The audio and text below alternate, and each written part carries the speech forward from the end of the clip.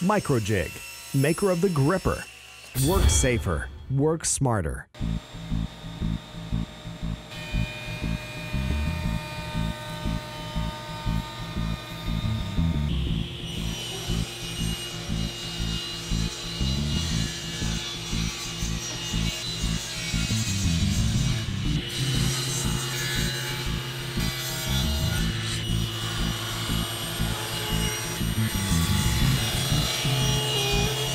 Before I cut all these individual pieces to length, I'm going to flatten one face and then plane them to thickness.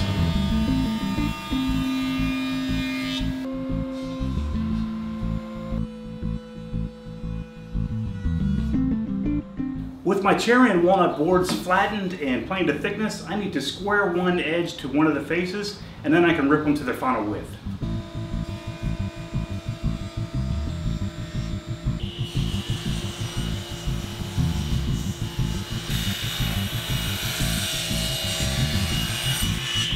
Finally, I can cut these pieces to length. Now these pieces are going to make up the hooks and the front of the coat rack.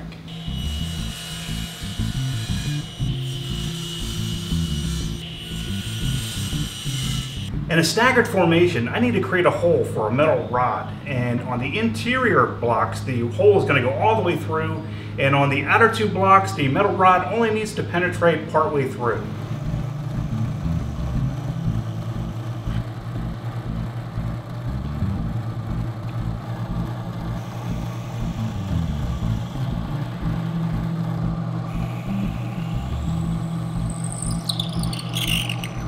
The outer blocks don't get a through hole like the interior blocks, but they get a hole that penetrates about 1/4 inch deep.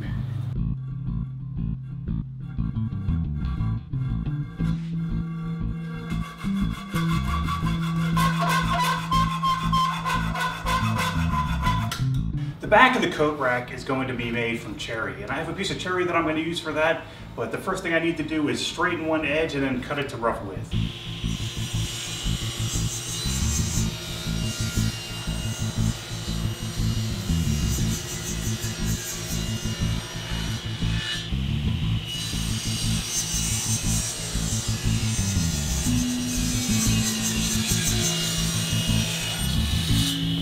I need to next flatten one face of the back of the coat rack and then plane them to thickness.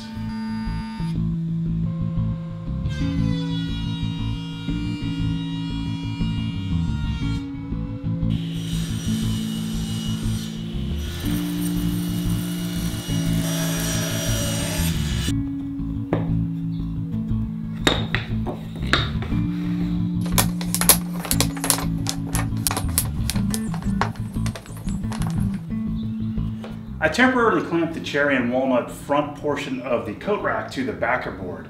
Now the next thing I need to do is make a chamfer on the bottom portion of the backer board so that the walnut portion of the coat rack can flip down.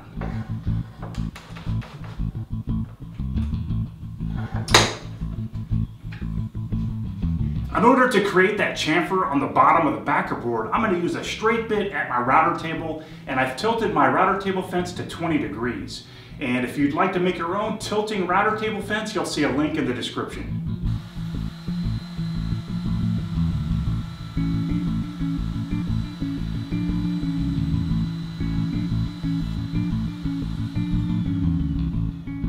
Because I really don't want sharp edges on the hooks of this coat rack, I'm going to round over all the edges with an 1/8 inch radius round over bit.